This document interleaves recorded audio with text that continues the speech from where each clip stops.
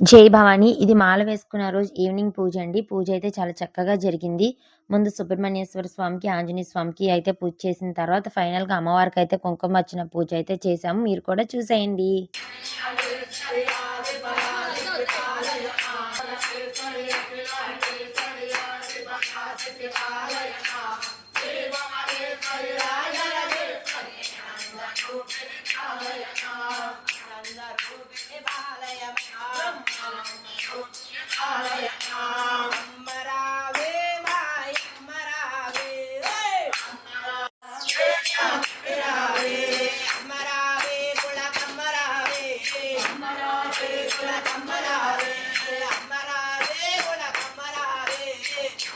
ఇలా దీపాలతో అయితే అలంకరణ చేసుకున్నానండి. చాలా చక్కగా అనిపించింది. కుంకుమ పూజ కూడా చాలా అయితే అయింది.